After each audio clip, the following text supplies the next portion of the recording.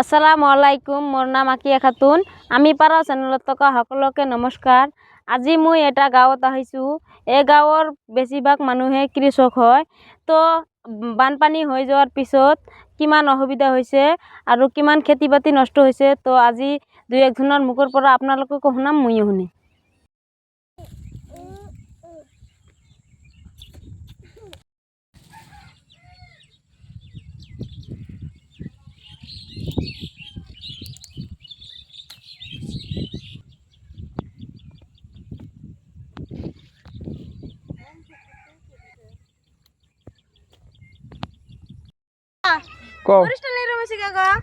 মরিচটা লেরিম হয়েছে এবছর আগুর বৃষ্টি হয়েছে, বানপানি আগুর হয়েছে, ওই জন্য মরিচটা মরে গেল গা।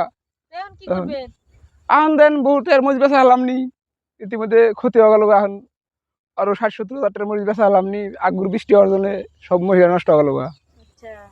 এখন কি করা যায়? এখন তো খেত ফেলাম, পতিত পাট টাট ফেলাই নি এবার।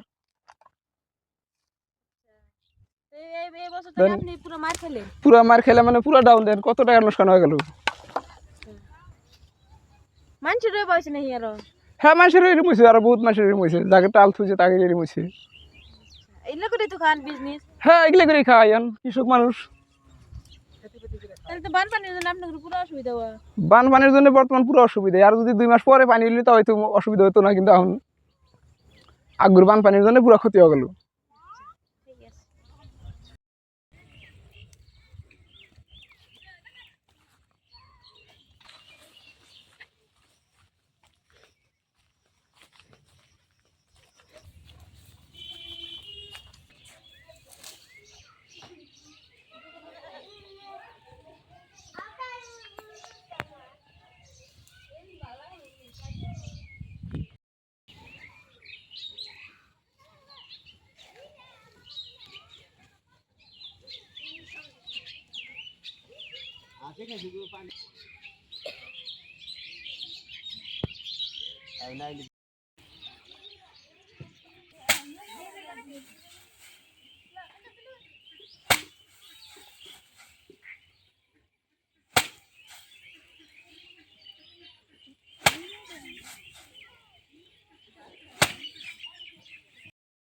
কি করতেছে? ধান বেড়াইতেছি। 7 দিন পরে পানি তোলা ছিল, তারপর তোলা গেছিল, তারপর ডালা ভরে নষ্ট হয়েছে ধান। ও বিকাইটা ওইটাই না বেড়াইতেছি। ধান পুরো নষ্ট হয়েছে? হ্যাঁ, নষ্ট হয়েছে। বানপানি হিন হয়েছে? হ্যাঁ, মেলাবার বানপানি হয়েছে। আপনার তো পুরো কষ্ট হয়েছে? কষ্ট হইতে হয়েছে। আর কি কি নষ্ট হয়েছে? খালি খেতি বাড়ি নষ্ট হয়েছে, আর কি করবো। মরিচ খেত, ধান খেত, পাট খেত সব নষ্ট হয়েছে। আচ্ছা, তাহলে তো পুরো কষ্ট হয়েছে। হ্যাঁ, তো ধান গুলো এখন কি এরকম তো খাওয়া যাবো নাকি? খাওয়া না গেলেও খা লাগবো আর কি। ঠিক আছে।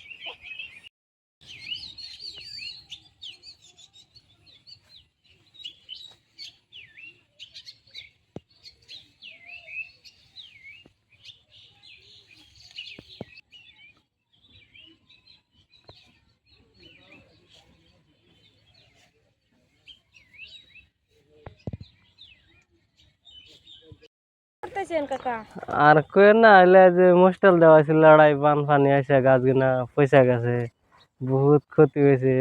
30-40 হাজার টাকার মোস্টেল, বহুত মাসের পাড়ও শেষ হয়েছে, ধান ফাট সব সম্পূর্ণ ক্ষতি হয়েছে। তো নারায়ণ আমারই আছিল। এর মত আমি এক সাধারণ গরিব মানুষ, বহুত কিছু নষ্ট গেছে আমার মতো মানুষের, বহুত নষ্ট হয়েছে। এটাই পুরা বানপানি হয়েছিল। বানপানি মানে আর বাবার পানি। এবার আগুর বানপানি হয়েছে। সেরকম কষ্ট হয়ে গেছে, পাট টান সব গেছে।